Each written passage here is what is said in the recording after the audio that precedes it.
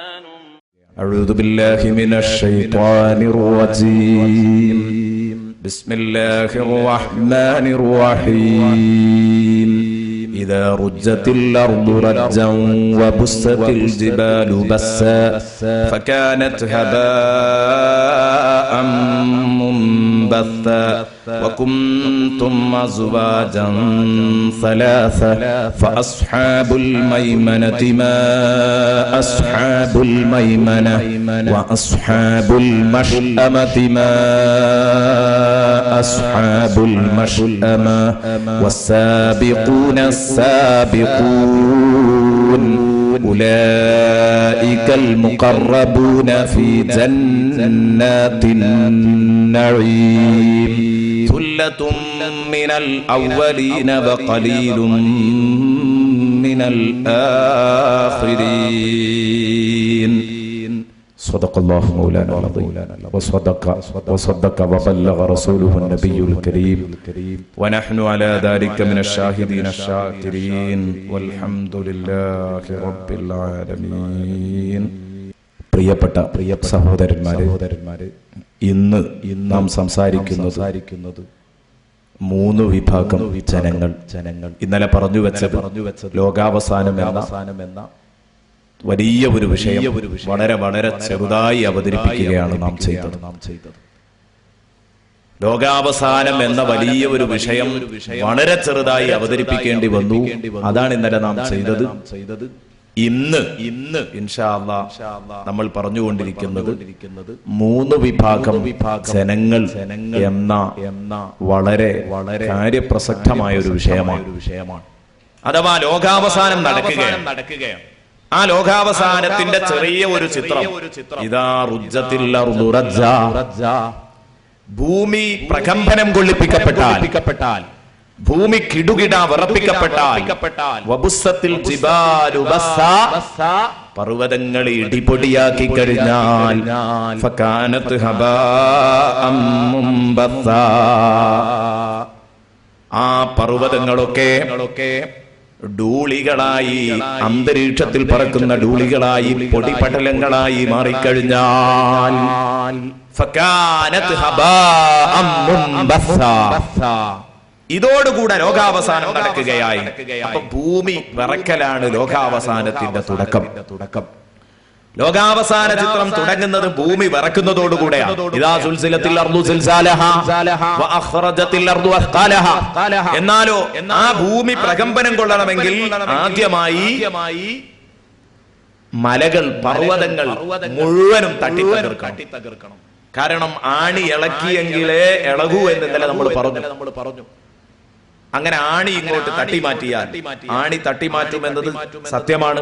അല്ലാഹു തആല വിശുദ്ധ ഖുർആനിൽ പലയിടങ്ങളിലായിട്ട് ഈ കാര്യം പറഞ്ഞത് കാണാം. ഒരു സ്ഥലത്തോ രണ്ട് സ്ഥലത്തോ മൂന്ന് സ്ഥലത്തോ. നബിയെ, അവർ നിങ്ങളോട് ചോദിക്കും, ഭൂമി കുലുങ്ങും, ഭൂമി പ്രകമ്പനം കൊണ്ട് ആകെ തകരും. അല്ലാഹുവിന്റെ റസൂൽ സ്വല്ലല്ലാഹു അലൈഹി വസല്ലമ തങ്ങൾ പറയാൻ, എങ്ങനെയാ ഭൂമി തകരുന്നത്? ഭൂമി ശരിക്ക് നിങ്ങൾ ഇന്ന് തരിപ്പയിലിട്ട് സാധനം കുലുക്കി അരിക്കുന്നത് പോലെ ഭൂമി ശരിക്കാട്ടിയുലഞ്ഞ് ഭൂമിയിലുള്ളത് മുഴുവനും ഭൂമി മേലോട്ടും താഴോട്ടും ഒക്കെ എറിഞ്ഞുകൊണ്ടിരിക്കും. ഹബീബ് മുഹമ്മദ് മുസ്തഫ സ്വല്ലല്ലാഹു അലൈഹി വസല്ലമ തങ്ങൾ പറയുമ്പോ സഹാബത്ത് ചോദിക്കുകയാണ്. സ്വാഭാവികമായി മനുഷ്യർ ചോദിക്കും, നബിയെ, അന്ന് ഈ പർവ്വതങ്ങളൊക്കെ എന്താ ആവുക? യസ്അലൂനക അനിൽ ജിബാൽ, ഉയർന്നു നിൽക്കുന്ന അമ്പരച്ചുംബികളായ പർവ്വതങ്ങളെ കുറിച്ച് അവർ ചോദിക്കുമല്ലോ നബിയെ. ചോദിക്കുമ്പോൾ നിങ്ങൾ അവരോട് പറയണം, ഫഖുൽ, നിങ്ങൾ അവരോട് പറയണം, നിങ്ങൾ എത്ര തന്നെ കടുപ്പമുള്ള പർവ്വതങ്ങളാണോ കാണുന്നത്, ശരിയാ, പക്ഷേ യൻസിഫുഹാ റബ്ബീ നസ്ഫാ, എന്റെ റബ്ബ് അതിനെ പൊടിക്കും. യൻസിഫുഹാ റബ്ബീ നസ്ഫാ, എന്റെ നാഥൻ ആ പർവ്വതങ്ങളെ പൊടിയാക്കുമെന്ന് നബിയെ നിങ്ങൾ അവരോട് പറയുക. സൂറത്തു താഹയുടെ 105-ാം വചനം. ഇങ്ങനെ പർവ്വതങ്ങൾ തകർക്കപ്പെടുമെന്ന് അല്ലാഹു ഒരു സ്ഥലത്ത് മാത്രമല്ല പറയുന്നത്, പല സ്ഥലങ്ങളിലും പറയുന്നത്. യൗമ തർജുഫുൽ അർദു വൽ ജിബാൽ വകാനത്തിൽ ജിബാലു കസീബം മഹീലാ, യൗമ തർജുഫുൽ അർദ്, ഭൂമി വിറക്കുകയും, വൽ ജിബാൽ, പർവ്വതങ്ങളും ഭൂമിയും വിറച്ച്, വകാനത്തിൽ ജിബാലു കസീബം മഹീലാ, പർവ്വതങ്ങള് കസീബം മഹീല, നീക്കപ്പെട്ട മണൽ കൂമ്പാരം പോലെയായി മാറും. കസീബം മഹീല, വലിയ മണൽ കൂമ്പാരം. ആ കൂമ്പാരം ഇങ്ങനെ കുന്നായിട്ട്, പർവ്വതങ്ങളൊക്കെ ഇടിഞ്ഞു പൊടിഞ്ഞ് ഒരു കുന്നായിട്ട് ഇങ്ങനെ കിടക്കുകയല്ല, നീക്കി നിരപ്പാക്കിയ മണൽ കൂമ്പാരം പോലെ. ആ മണൽ കൂമ്പാരം തട്ടി നിരപ്പാക്കിയിട്ടുണ്ടെങ്കിൽ എന്താണോ അവസ്ഥ? അപ്പൊ പർവ്വതങ്ങൾ പൊടിഞ്ഞ പൊടിയായിരിക്കും ഭൂമിയിലാകെ. ചവിട്ടിയാൽ താഴ്ന്നു പോകുന്ന നീക്കിയ മണൽ കൂമ്പാരം പോലെ. കാനത്തിൽ ജിബാലു കസീബം മഹീല. ഇതൊക്കെ ഇവിടെ ഉണ്ടാകാൻ. പിന്നെ ഈ ലോകത്തിന് ഒരിക്കലും ഉണ്മയില്ല. അതാണ് ഭൂമിയുടെ മരണം. ഇന്നലെ നമ്മൾ പറഞ്ഞു സൂര്യന്റെ മരണം, ഭൂമിയുടെ മരണം, ഇതൊക്കെ ഇന്നത്തെ ആധുനിക ശാസ്ത്രജ്ഞന്മാർ ശരിവെച്ച യാഥാർത്ഥ്യങ്ങളാണ്. അപ്പൊ ഭൂമി മരിക്കും എന്ന കാര്യം സത്യമാണ്. അപ്പൊ ഭൂമി മരിക്കുകയാണ്. ഇനി നോക്കുക, ഈ ഭൂമി മരിച്ചാൽ, ഈ ലോകം നശിച്ചാൽ, ഈ ലോകത്ത് ശിക്ഷാരക്ഷകൾ നൽകപ്പെടേണ്ടവർക്ക് ഇവിടെ നിന്ന് നൽകപ്പെട്ടിട്ടില്ല. പലപ്പോഴും നീതിപൂർവം നൽകാൻ കഴിഞ്ഞിട്ടില്ല. കാരണം ഇത് ടെസ്റ്റിന്റെ ലോകമാണ്. ഇതാളെ പരീക്ഷിക്കുന്ന ലോകമാണ്. പരീക്ഷണ ലോകത്ത് നിന്ന് ഒരിക്കലും നീതിയോട് കൂടി പ്രതിഫലം കൊടുക്കാൻ കഴിഞ്ഞിട്ടില്ല. അതുകൊണ്ട് ഈ ലോകം അവസാനിച്ചു എന്നതിന്റെ അർത്ഥം ഇനി മറ്റൊരു ലോകം തുടങ്ങണമെന്നാണ്. മറ്റൊരു ലോകം തുടങ്ങണമെന്നാണ്. അല്ലെങ്കിൽ മറ്റൊരു ലോകം തുടങ്ങുന്നില്ലെങ്കിൽ ഈ ലോകം അവസാനിക്കേണ്ടതില്ലായിരുന്നു. ലോകം ഇങ്ങനെ തലമുറകളായി തുടർന്നാൽ മതിയായിരുന്നു. പക്ഷെ ഈ ലോകം അസ്തമിച്ചാൽ, ഈ ലോകം അവസാനിച്ചാൽ അതിന്റെ അർത്ഥം മറ്റൊരു ലോകം തുടങ്ങിക്കൊള്ളണമെന്നാണ്. അപ്പൊ പരലോകത്തിന്റെ തുടക്കമായി. അങ്ങനെ പരലോകം നടക്കുന്നു, പുനരുത്ഥാനം നടന്നു കഴിഞ്ഞാൽ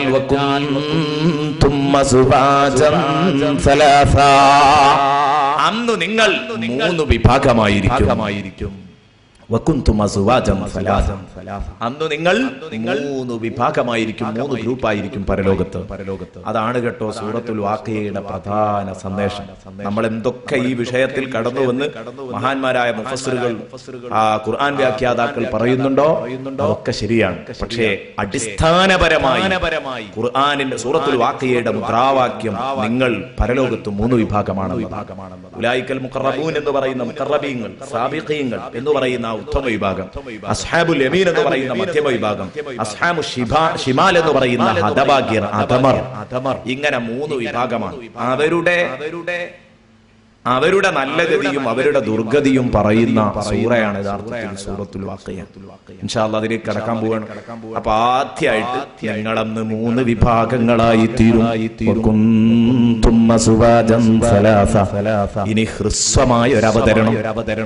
എത്ര വിഭാഗമാണെന്ന് ഹ്രസ്വമായ ഒരു അവതരണം. അത് കഴിഞ്ഞിട്ട് ഇൻഷാ അല്ലാഹ് നാളെ തൊട്ട് വിശദമായ അവതരണം. മുഖറബീങ്ങൾ ആരാണ്, മുഖറബീങ്ങൾക്ക് കിട്ടുന്ന ആനുകൂല്യങ്ങൾ എന്തൊക്കെയാണ്, അത് കഴിഞ്ഞിട്ട് മധ്യമവിഭാഗത്തിന് കിട്ടുന്ന ആനുകൂല്യങ്ങൾ എന്താണ്, അത് കഴിഞ്ഞാൽ തൊട്ടടുത്ത മാറ്റം അധമരായ ഹതഭാഗ്യർക്ക് കിട്ടുന്ന ശിക്ഷകൾ എന്തൊക്കെയാണ്. അപ്പൊ ഇതൊക്കെ ഇൻഷാ അല്ലാഹ് നമ്മൾ വിശദീകരിക്കാൻ പോവാണ്. പക്ഷെ ഇന്ന് നമ്മൾ പറയുന്നത് 3 വിഭാഗം ജനങ്ങളുണ്ട് എന്ന് ചുരുക്കി അങ്ങ് അവതരിപ്പിക്കുകയാണ്.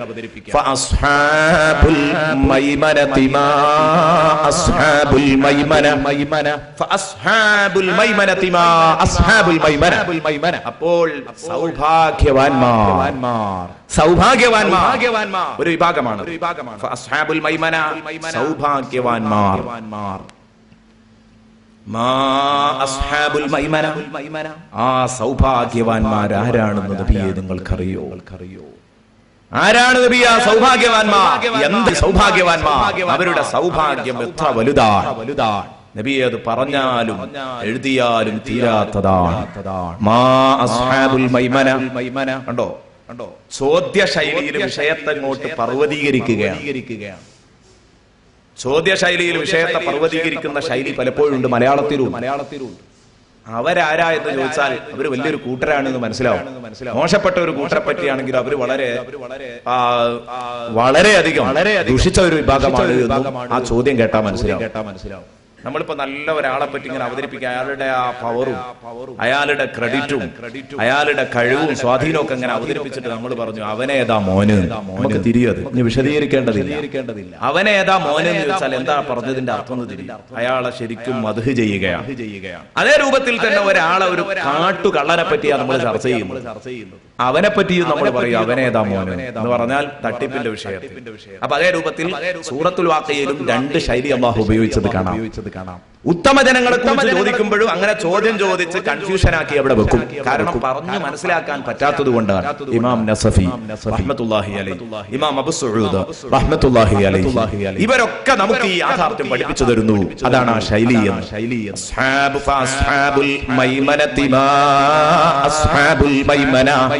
അപ്പോൾ സൗഭാഗ്യവാന്മാർ, അവരുടെ സൗഭാഗ്യം അറിയുന്നവരാരെങ്കിലും ഉണ്ടോ? ഇല്ല. അവരെത്ര വലിയ സൗഭാഗ്യവാന്മാരാ.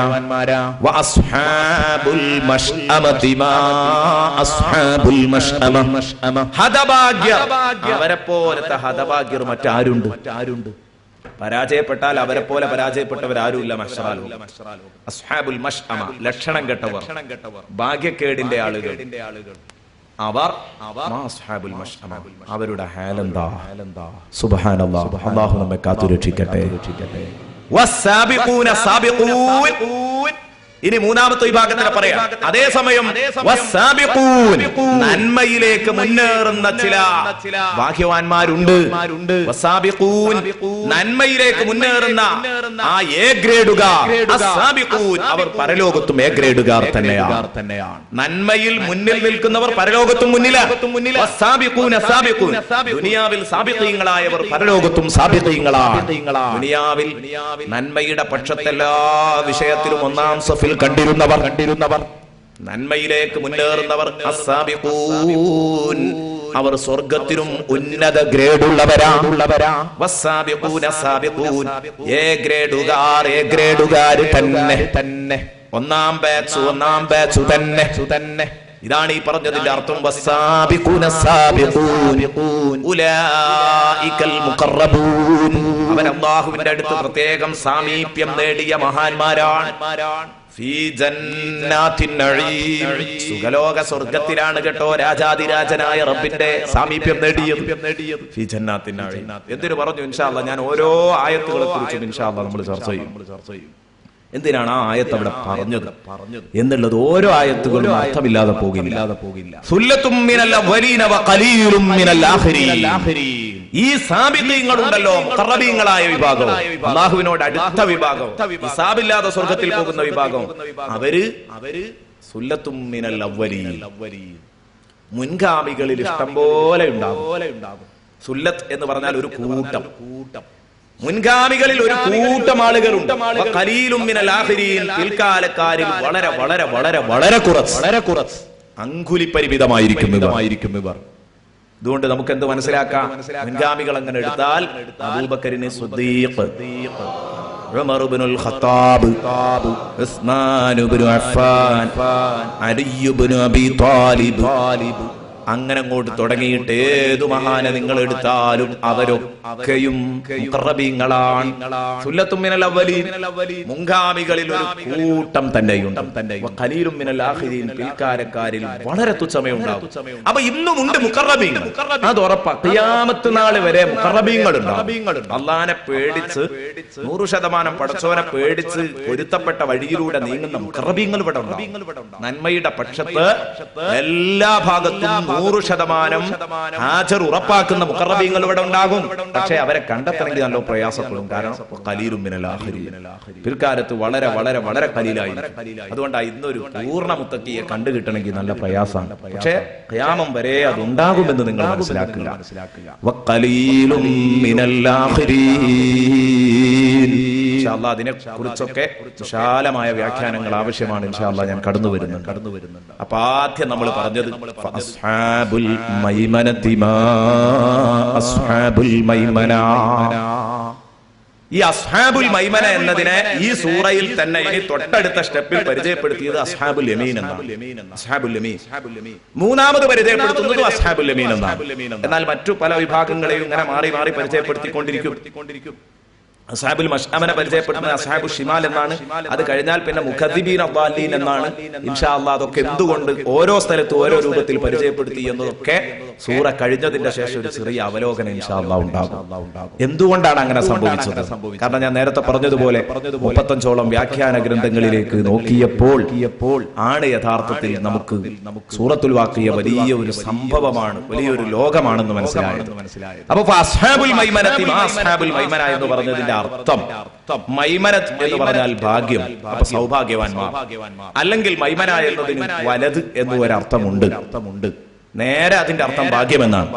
വലത് എന്ന അർത്ഥം കൊടുക്കുമ്പോൾ വലതുപക്ഷം, അസ്ഹാബുൽ യമീൻ. ഇതിന് ശേഷം പറയാൻ പോകുന്നത് വ്യക്തമായിട്ട് വലതുപക്ഷം എന്ന്. എന്തുകൊണ്ടാണ് ഇവരെ പറ്റി വലതുപക്ഷമെന്നും അധമരായ ഹതഭാഗ്യരെ കുറിച്ച് അസ്ഹാബു ശിമാൽ ഇടതുപക്ഷമെന്നും അസ്ഹാബുൽ മശ്അമ ഭാഗ്യദോഷികൾ അല്ലെങ്കിൽ ഇടതുപക്ഷക്കാർ എന്ന് പറയാനുള്ള കാരണമെന്ത്? ബഹുമാനപ്പെട്ട പണ്ഡിതന്മാർ ഈ കാരണം വ്യക്തമാക്കുന്നത് കാണാം. നാളെ ജനങ്ങൾ പരലോകത്ത് 3 വിഭാഗമാകും. ഇബ്നു കസീർ റഹ്മത്തുള്ളാഹി അലൈഹി പറയുന്നത് കാണാം.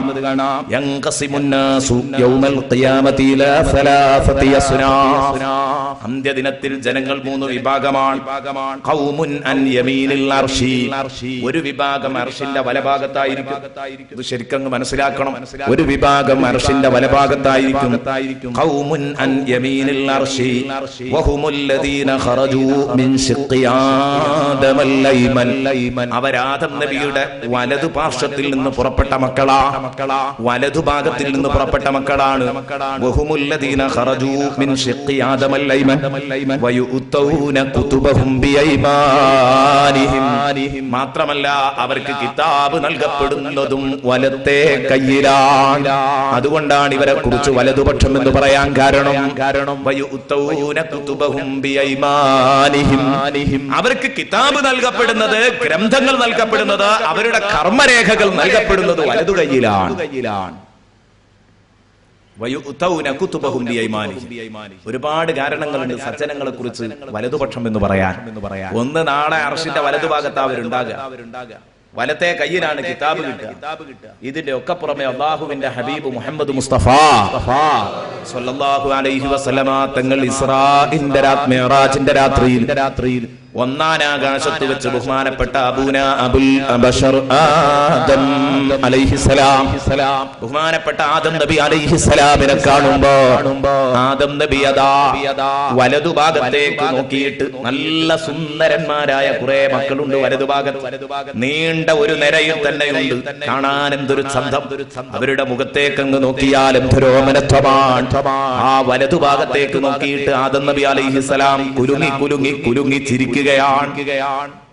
ഊറി ചിരിക്കുന്നുണ്ട് വലതുഭാഗത്തേക്ക് നോക്കിയിട്ട്.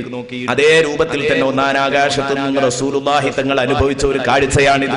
മിഅ്റാജിന്റെ രാത്രിയിൽ ഇടതുഭാഗത്തേക്ക് നോക്കിയിട്ട് ഇങ്ങോട്ട് നോക്കിയിട്ട് കുലുങ്ങി ചിരിച്ച മനുഷ്യൻ അതേ സമയം തന്നെ ഇടതുഭാഗത്തേക്ക് നോക്കിയിട്ട് പൊട്ടി കരയുകയാണ് ബഹുമാനപ്പെട്ട ആദം നബി അലൈഹിസ്സലാം. കാരണം ഇടതുഭാഗത്ത് കാണുന്നത് ഒരുപാട് കോലമില്ലാത്ത മക്കൾ, തീരെ കാണാൻ അഴകില്ലാത്ത ാത്ത മക്കളാണ് ഇടതുഭാഗത്ത് കാണുന്നത്.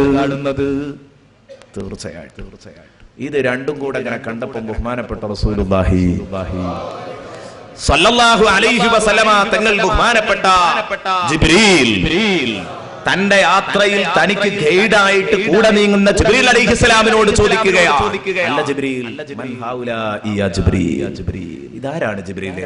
എനിക്ക് മനസ്സിലായില്ല. എന്റെ വല്ലിപ്പ എന്തിനാ ഇങ്ങോട്ട് നോക്കി ചിരിക്കുന്നത്, എന്തിനാ ഇങ്ങോട്ട് നോക്കി കരയുന്നത്? ബഹുമാനപ്പെട്ട ജിബ്രീൽ അലൈഹിസ്സലാം പറഞ്ഞു കൊടുത്തു, ദാ ഈ വലതുഭാഗത്ത് കാണുന്നത് നിങ്ങളുടെ വല്ലിപ്പാന്റെ മക്കളാണ്, മനുഷ്യ മക്കളാണ്, ബനുവാദം സജ്ജനങ്ങളാണ് ഈ കാണുന്നത്. ഈ മക്കളൊക്കെ രക്ഷപ്പെട്ടവരാണ്, സ്വർഗാവകാശികളാണ്. ഇടതുഭാഗത്തേക്ക് നോക്കുമ്പോ അവരൊക്കെ നരകാവകാശികളാണ്. അതാണ് അവരെ കാണാൻ അഴകില്ലാത്തത്. ഇടതുഭാഗത്തിരിക്കുന്നത് അവരെ നോക്കിയിട്ട് വല്ലിപ്പ കരയുകയാണ്, ദുഃഖം കൊണ്ട്. പഠിച്ചോനെ, നിങ്ങളും എന്റെ മക്കളാണല്ലോ. ഈ കാര്യം ആലോചിക്കുമ്പോ എനിക്ക് വയ്യ, എനിക്ക് സഹിക്കാൻ കഴിയുന്നില്ല. വല്ലിപ്പ കരയുന്നു. വലതുഭാഗത്തേക്ക് നോക്കുമ്പോ വല്ലിപ്പാക്ക് സന്തോഷം തോന്നുന്നു. ഇതുകൊണ്ടാണ് പ്രിയപ്പെട്ട നബിയെ വല്ലിപ്പ ഒരേ സമയം കരയാനും ചിരിക്കാനും കാരണമെന്ന് പറഞ്ഞു. അത് കഴിഞ്ഞ് ആദം നബിയുമായി റസൂലുള്ളാഹി തങ്ങൾ സംസാരിക്കുകയാണ്. ആദം നബിക്ക് കാര്യമായി 1-ാം ആകാശത്ത് പറയാനുണ്ടാവുക എന്താ? ഇസ്മാഈലുൽ ഹഖി റഹ്മത്തുള്ളാഹി അലൈഹി പറയുന്നു, 1-ാം ആകാശത്ത് വെച്ച് ആദം നബി അലൈഹിസ്സലാം കൊടുത്ത നിർദ്ദേശത്തിൽ ഏറ്റവും നല്ല നിർദ്ദേശം ഏതായിരിക്കും? ഓരോ അമ്പിയാക്കൾ കൊടുത്തതും പറയുന്നുണ്ട് ബഹുമാനപ്പെട്ടവർ. ആ സമയത്ത് ആദം നബിക്ക് കാര്യമായി പറയാനുണ്ടാകുക എന്താ? ഓ അല്ലയോ മുഹമ്മദ് നബിയേ, അല്ലയോ യാ ഹബീബല്ലാഹ്, എന്റെ പേരക്കുട്ടിയായ ലോകത്തിന്റെ നേതാവ് അഷ്റഫുൽ ഖൽഖ് മുഹമ്മദുർ റസൂലുള്ളാഹ്, നിങ്ങളോട് ഒരു കാര്യം പറയാനുണ്ട്. ഞാനിതാ പ്രവർത്തന ഗോതയിൽ ഇറങ്ങി, ഞാൻ പ്രബോധന ഫീൽഡിൽ ഇറങ്ങി. ഞാൻ ഒരുപാട് എന്റെ മക്കളെ പലരെയും ഞാൻ എന്റെ പ്രബോധനം കൊണ്ട്, ഞാൻ എന്റെ പെടാപാട് കൊണ്ട് ഒരുപാട് ആളുകളെ ഈ പക്ഷത്തുള്ളത് പിടിച്ചിങ്ങോട്ടിടാൻ എനിക്ക് കഴിഞ്ഞിട്ടുണ്ട്. എന്റെ ശേഷം ശീസ് നബി പണിയെടുത്തു, എന്റെ ശേഷം ഇദ്രീസ് നബി പണിയെടുത്തു, എന്റെ ശേഷം നൂഹ് നബി പണിയെടുത്തു, മൂസ നബി, ഈസ നബി, ഇബ്രാഹിം നബി ഇവരൊക്കെ പണിയെടുത്തു. അങ്ങനെയാണ് ഈ പക്ഷത്തുള്ള പലരെയും ഇങ്ങോട്ടെത്തിച്ചത്. ഇനി ഈ പക്ഷത്ത് നിൽക്കുന്ന ഞാൻ അവരെ നോക്കി പൊട്ടി കരയുന്ന ഈ ദുർജനങ്ങളിൽ ഒരുപാട് ആളുകളെ നിങ്ങളെ കൈക്ക് ഇവിടെ നിന്ന് പിടിച്ച് ഈ പക്ഷത്തേക്ക് മാറ്റാൻ കഴിയുന്നവരുണ്ട്. അതുകൊണ്ട് നിങ്ങൾ ഇതാ പ്രബോധന ഫീൽഡിൽ ഇറങ്ങുന്ന നിങ്ങൾ കാര്യമായി പണിയെടുക്കണം കേട്ടോ കുഞ്ഞുമോനെ എന്ന് റസൂലുള്ളാഹി സ്വല്ലല്ലാഹു അലൈഹി വസല്ലമ തങ്ങളോട് ഹബീബ് പറയുമെന്ന കാര്യം ഹബീബിനോട് ആദം അലൈഹിസ്സലാം പറയുമെന്ന കാര്യം ഉറപ്പല്ലേ? നബി സ്വല്ലല്ലാഹു അലൈഹി വസല്ലമ തങ്ങൾ സന്തോഷപൂർവ്വം ഏറ്റെടുക്കുന്നു. ആ ഫീൽഡിൽ നബിതങ്ങൾക്ക് എന്ത് പ്രയാസങ്ങൾ ഉണ്ടാകുമ്പോഴും യാതനകൾ ഉണ്ടാകുമ്പോഴും ഈ വാനലോകത്തു നിന്ന് ഈ മല, ഈ അമ്പിയാക്കളെ മുഴുവനും നേരിട്ട് പരിചയപ്പെട്ടതുകൊണ്ട് പ്രബോധന ഫീൽഡിൽ എല്ലാം സഹിക്കാൻ ഹബീബ് മുഹമ്മദ് മുസ്തഫ തങ്ങൾ മനക്കരുത്ത് നേടുന്നു. അതിനുള്ള ആർജവം അല്ലാഹുവിന്റെ ഹബീബ് ആർജിച്ചെടുക്കുന്നു. ഇതാണ് എന്റെ പ്രിയപ്പെട്ട സുഹൃത്തുക്കൾ ചിന്തിക്കേണ്ടത്. എന്റെ സഹോദരന്മാരെ, അന്ന് ആ ആദം നബി അലൈഹിസ്സലാം കണ്ട സമയത്ത്, ആ കരയുന്ന സമയത്ത് നമ്മൾ ഏതു പക്ഷത്തായിരുന്നു എന്ന് ചിന്തിക്കേണ്ടതല്ലേ? നമ്മളൊക്കെ അല്ലാഹുവിന്റെ ഹബീബിന്റെ ശ്രമഫലം ഇങ്ങേ പുറത്തേക്ക് ചാടിയോ? വിശ്വാസികളായെങ്കിലും സ്വർഗാവകാശികളാകാൻ സാധിച്ചിട്ടുണ്ടോ എന്നത് ചിന്തിക്കണം.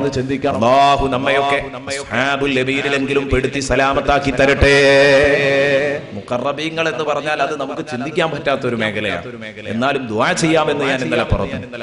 എന്നാലും അവിടെ പെടുത്തി തരണേ, ഓലെ കൂട്ടത്തിൽ പെടുത്തണേ എന്ന് പറഞ്ഞെങ്കിൽ കുഴപ്പമില്ല. പക്ഷെ നമുക്ക് ചിന്തിക്കാൻ കഴിയുന്നതിന്റെ അപ്പുറത്താണത്. കാരണം ഒന്നും ചെയ്യാത്ത നമ്മളെങ്ങനെ ഇതൊക്കെ ചോദിക്കാം? അസ്ഹാബുൽ യമീനിലെങ്കിലും പെടുത്താൻ.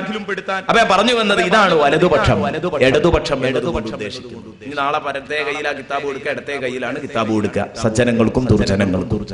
അതുകൊണ്ടാണ് ഈ ഭാഷയിൽ സംസാരിക്കാനുണ്ടായ കാരണം. ഇവിടെ നിങ്ങൾ കാര്യമായി മനസ്സിലാക്കണം. നാളെ പരലോകത്ത് വരുമ്പോഴുള്ള അവസ്ഥയാണ് അല്ലാഹു സുബ്ഹാനഹു വ തആല പറയുന്നത്. അവിടെ വരുമ്പോൾ എനിക്കും നിങ്ങൾക്കും വരാനുള്ള അവസ്ഥയെക്കുറിച്ചാണ് ഈ പറഞ്ഞത്. ഇതിനെക്കുറിച്ച് ചിന്തിക്കാൻ ആരുണ്ട്? വിശുദ്ധ ഖുർആനിൽ ഇത്രയും പൊള്ളുന്ന വാക്കുകളൊക്കെ പറഞ്ഞെങ്കിലും നമ്മൾ വേറെ എവിടെയൊക്കെയാണ് നമ്മൾ ദുനിയാവിന്റെ ശോകലുകളിൽ നിന്ന് ഇങ്ങോട്ട് മോചിതരാകുന്നില്ല. അപ്പോഴും നമ്മൾ ദുനിയാവിന്റെ കൂടെയാണുള്ളത്. ദുനിയാവിന്റെ കൂടെ തന്നെയാണ് നമ്മളുള്ളത്. അതുകൊണ്ട് ദുനിയാവുമായി ചെറിയൊരു ബന്ധം, ജീവിക്കാനുള്ള ബന്ധം മാത്രം മതി. ദുനിയാവ് എത്ര ഉണ്ടാക്കാം, അല്ലാഹുവായിട്ടുള്ള അടുപ്പം നഷ്ടപ്പെടുന്നില്ലെങ്കിൽ, അല്ലാഹുവിനോടുള്ള ബാധ്യത നിർവഹിക്കുന്നുണ്ടെങ്കിൽ നിങ്ങൾക്ക് എത്ര വലിയ പ്രമാണിമാരുമാവാം. പക്ഷേ നിസ്കാരം മുടക്കിക്കൊണ്ടൊരു ബിസിനസ് നടക്കുന്നുണ്ടോ? തൽക്കാലം അത് ഒഴിവാക്കിയേക്കുക. നന്മയുടെ പക്ഷത്ത് നിങ്ങൾ എപ്പോഴും കണ്ടുകൊണ്ടിരിക്കണം. അതാണ് മൂന്നാമത്തെ ബാച്ചിന്റെ പ്രത്യേകത. ഏതാണ്? നബി സല്ലല്ലാഹു അലൈഹി വസല്ലം ബഹുമാനപ്പെട്ട ഇബ്നു കസീർ റഹ്മത്തുള്ളാഹി അലൈഹി ഈ ഹദീസ് ഇങ്ങനെ ഉദ്ധരിക്കുകയാണ്. പരലോകത്ത് അർശിന്റെ വലതുഭാഗത്ത് ഒരു വിഭാഗം, അവർ ആദം നബിയുടെ വലതു പാർശ്വത്തിൽ നിന്ന് പുറപ്പെട്ടവരാണ്. അവർക്ക് കിതാബ് നൽകപ്പെടുന്നത് വലതു കൈയിലാണ്. വഹും ജുംഹൂറു അഹ്ലിൽ ജന്ന, അവരാണ് സ്വർഗ്ഗാവകാശികളിൽ ഭൂരിപക്ഷവും. അസ്ഹാബുൽ യമീനായിരിക്കും ഭൂരിപക്ഷം എന്ന് പറഞ്ഞാൽ മധ്യമ വിഭാഗം, ജസ്റ്റ് അഡ്മിഷൻ ലഭിക്കുന്നവരിൽ അർത്ഥം സ്വർഗത്തിലേക്ക്, അവരാണ് ഭൂരിപക്ഷം. ഇനി വേറെ ഒരു വിഭാഗം അർശിന്റെ ഇടതുഭാഗത്തായിരിക്കും. അവർ അർശിന്റെ ഇടതുഭാഗത്താണ്ടാകുക. ആദം നബി അലൈഹിസ്സലാമിന്റെ ഇടതുപാർശ്വത്തിൽ നിന്ന് പുറപ്പെട്ട മക്കളാണ്. അവർക്ക് അവരുടെ ഇടത് കൈയിലാണ് അവരുടെ കിതാബുകൾ നൽകപ്പെടുക.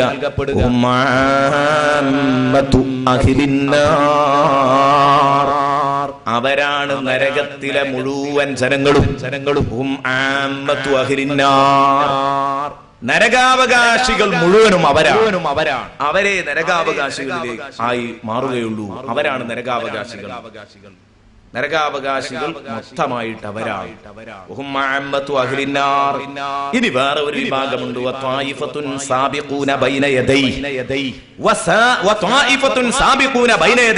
അർശിന്റെ മുമ്പിൽ നിൽക്കുന്ന. കണ്ടോ, വലത്തെ ഭാഗത്ത് അസ്ഹാബുൽ യമീൻ, ഇടത്തെ ഭാഗത്ത് അസ്ഹാബുൽ ശിമാൽ അല്ലെങ്കിൽ അസ്ഹാബുൽ മൈമന, അസ്ഹാബുൽ മശ്അമ, മുന്നിൽ സാബിഖീങ്ങൾ മുഖറബീങ്ങൾ. അവർ അർശിന്റെ മുമ്പിലാണെങ്കിലും നേരെ സെന്ററിലാണോ? അല്ല, അവർ നിൽക്കുന്നത് എവിടെയാ?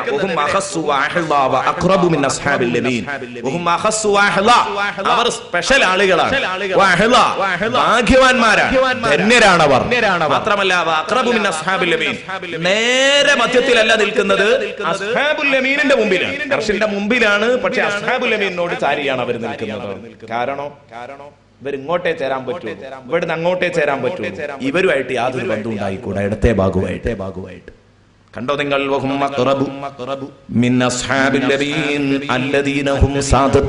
കാരണം അവർ ഇവരുടെ ലീഡേഴ്സാണ്, ഇവരുടെ നേതാക്കന്മാരാണ്.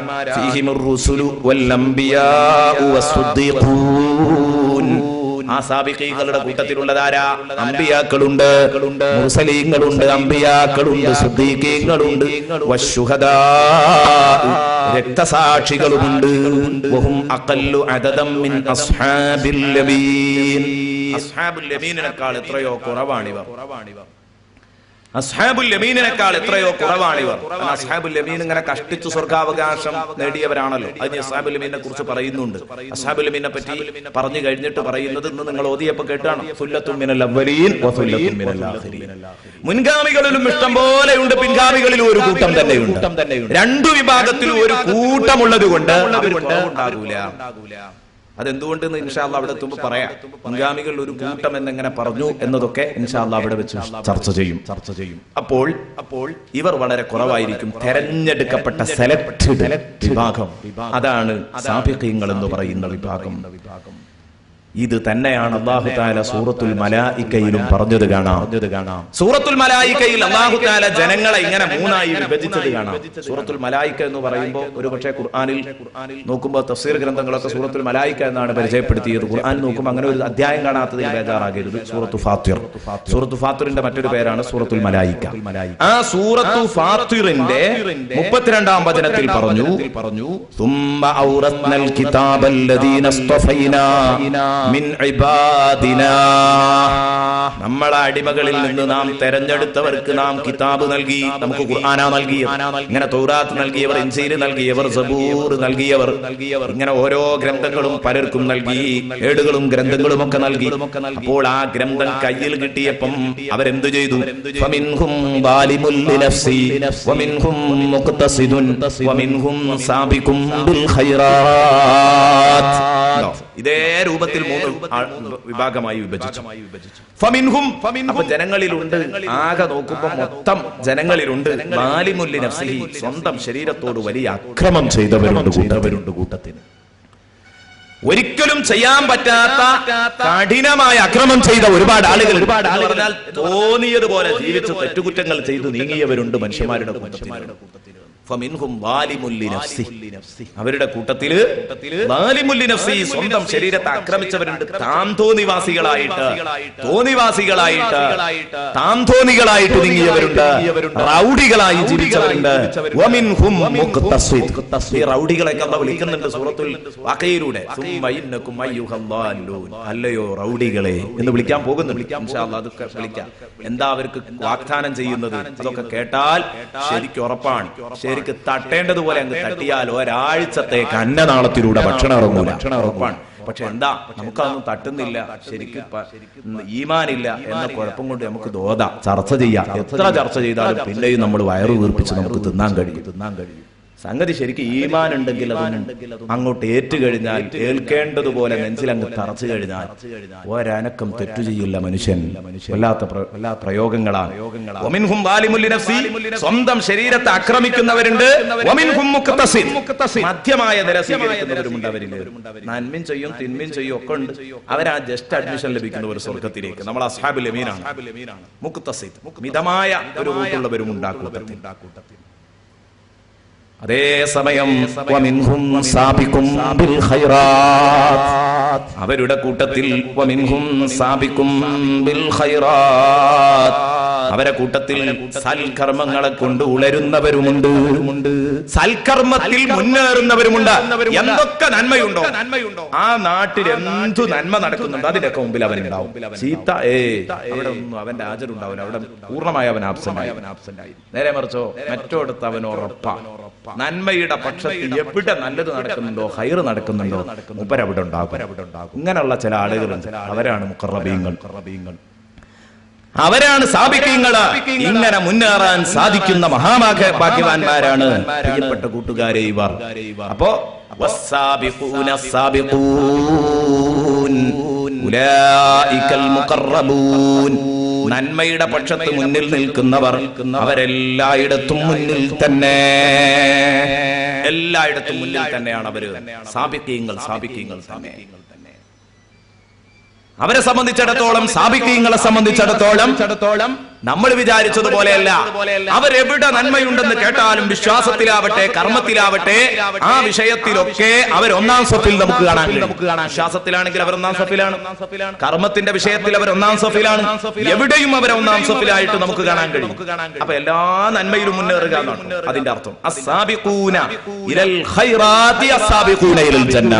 അങ്ങനെയാണ് മഹാന്മാരായ പണ്ഡിതന്മാർ അതിനർത്ഥം കൊടുത്തു. നന്മയിലേക്ക് മുന്നേറുന്നവർ സ്വർഗത്തിൽ മുന്നേറുന്നവരാണ്. അതായത് നേരത്തെ അർത്ഥം പറഞ്ഞു, ഇവിടെ എ ഗ്രേഡുകാർ അവിടെയും എ ഗ്രേഡുകാരാണ്. പക്ഷേ ഇനി അവിടെ ചില്ലറ വിശദീകരണങ്ങളിൽ ചില പ്രത്യേക അമലുകൾ എടുത്തു പറഞ്ഞത് കാണാം.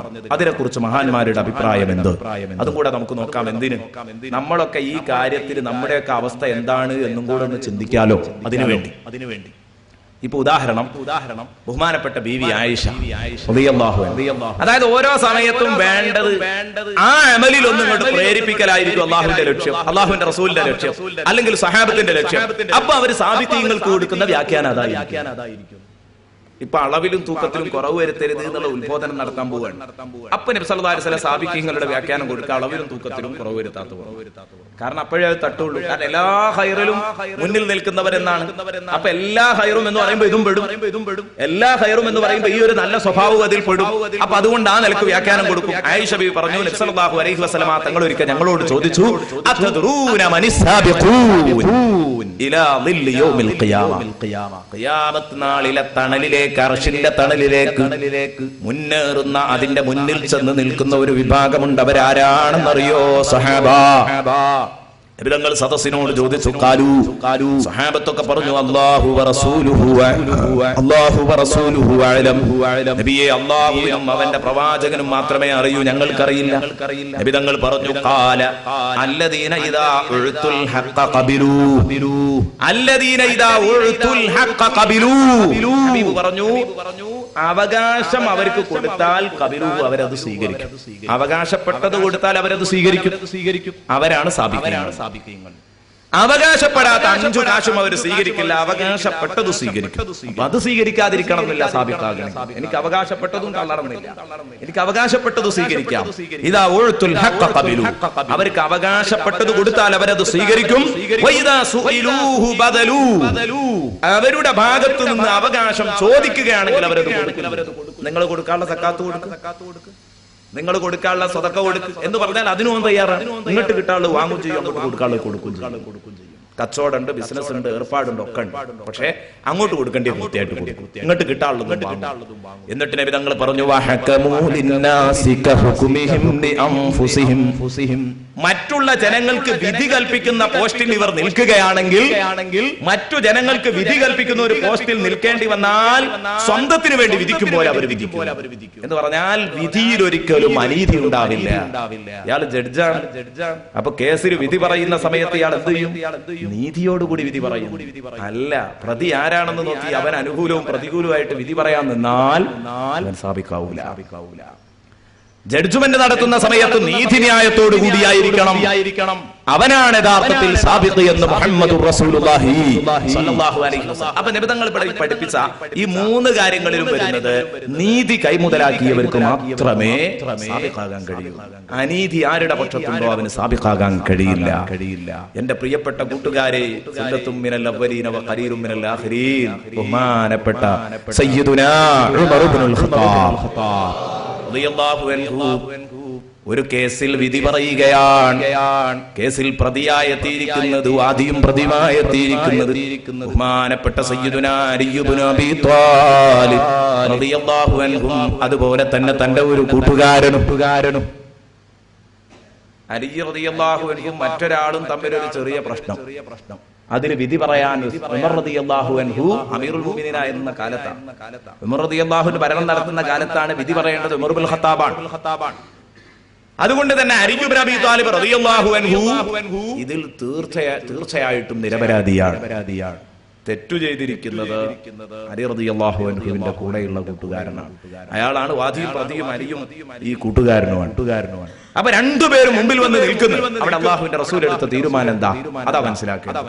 അള്ളാഹുവിന്റെ റസൂൽ ബഹുമാനപ്പെട്ട ഉമർ ഇബ്നുൽ ഖത്താബ് റളിയല്ലാഹു അൻഹു എടുത്ത തീരുമാനം എന്താ? ഉമർ റളിയല്ലാഹു അൻഹു നീതി ന്യായമായി മാത്രമേ വിധിക്കൂ. ഉമർ റളിയല്ലാഹു അൻഹു നീതിയുടെ പ്രതീകമാണ്, നമുക്കറിയാം. ഉമർ നഹീതോ അദാലത്ത് നഹി, ഉമർ ഇല്ലെങ്കിൽ നീതിയില്ല. അതുകൊണ്ട് തന്നെ നീതി ഉമർ ഇബ്നുൽ ഖത്താബ് റളിയല്ലാഹു അൻഹുവിന്റെ നീതിയുടെ പ്രതീകമാണ് റളിയല്ലാഹു അൻഹു എന്ന് നമുക്കറിയാം. ആ ഉമർ റളിയല്ലാഹു അൻഹു എന്തായാലും നീതിയോടുകൂടിയേ വിധിക്കുള്ളൂ. പക്ഷെ അവിടെയല്ല, ജഡ്ജ്മെന്റ് നടത്തുന്നിടത്ത് തന്നെ ബഹുമാനപ്പെട്ടവർ കർശനമായ നിലപാട് സ്വീകരിക്കാം. അലി റളിയല്ലാഹു അൻഹു വലിയ ബഹുമാനമുള്ള ആളല്ലേ, റസൂലുള്ളാഹി സ്വല്ലല്ലാഹു അലൈഹി വസല്ലം തങ്ങളുടെ മരുമകനാണ് എന്നല്ല, അലി റളിയല്ലാഹു അൻഹുവിന് ഒരുപാട് ക്രെഡിറ്റ് ഉണ്ട്. ധീരനായ അലി റളിയല്ലാഹു അൻഹു, ധീരനായ അലി ഇബ്നു അബീ ത്വാലിബ് റളിയല്ലാഹു അൻഹു, റസൂലുള്ളാഹി സ്വല്ലല്ലാഹു അലൈഹി വസല്ലം തങ്ങളുടെ മരുമകനായ അലി ഇബ്നു അബീ ത്വാലിബ് റളിയല്ലാഹു അൻഹു, ഹസൻ ഹുസൈനാരുടെ പിതാവായ അലി ഇബ്നു അബീ ത്വാലിബ് റളിയല്ലാഹു അൻഹു, ഇനി 4ാം ഖലീഫയായി അവരോധിക്കപ്പെടാൻ പോകുന്ന മഹാൻ അലി ഇബ്നു അബീ ത്വാലിബ് റളിയല്ലാഹു അൻഹു. എല്ലാ നിലക്കും മഹത്വമുണ്ട്. ആ അലി ഇബ്നു അബീ ത്വാലിബ് റളിയല്ലാഹു അൻഹു കേസിന്റെ വിധി കേൾക്കാൻ വന്നപ്പോ വിഐപിസ് വന്നിരിക്കുന്ന ഭാഗത്തേക്ക് ഇങ്ങനെ മാറി നിന്നു.